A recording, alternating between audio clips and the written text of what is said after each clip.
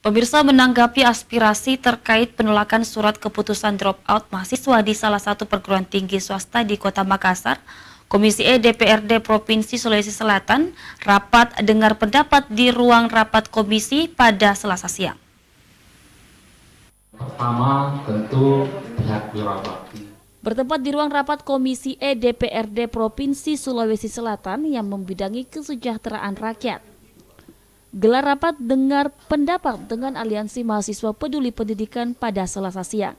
Rapat tersebut terbuka untuk umum dan digelar dalam rangka menerima laporan aspirasi dari Aliansi Mahasiswa Peduli Pendidikan yang menolak surat keputusan dropout salah satu mahasiswa Sekolah Tinggi Ilmu Ekonomi Wirabakti Makassar atas nama Muhammad Al-Fajrin Sultan.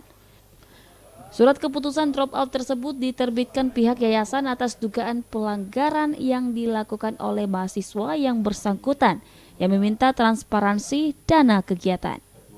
Selain dihadiri oleh Komisi E DPRD Provinsi Sulawesi Selatan, rapat tersebut juga menghadirkan Aliansi Mahasiswa Peduli Pendidikan yang mewakili PLT Gubernur, pihak Yayasan Wirabakti Makassar, dan Kepala Lembaga Yayasan Pendidikan Tinggi atau LL Dikti Wilayah 9 Sulawesi Selatan.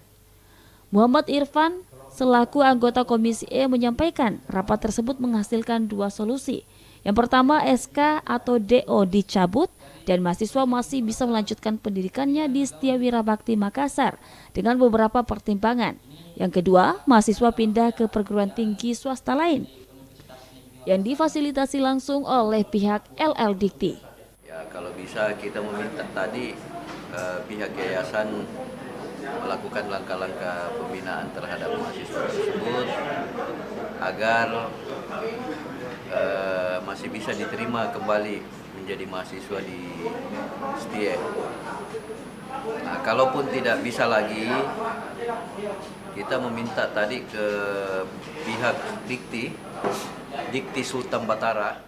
Sebagai tindak lanjut untuk menentukan keputusan akhir, pihak Dikti akan memediasi kedua belah pihak, yakni pihak mahasiswa dan pihak yayasan untuk mendapatkan solusi terbaik. Fitri Hairunisa, Celebes TV.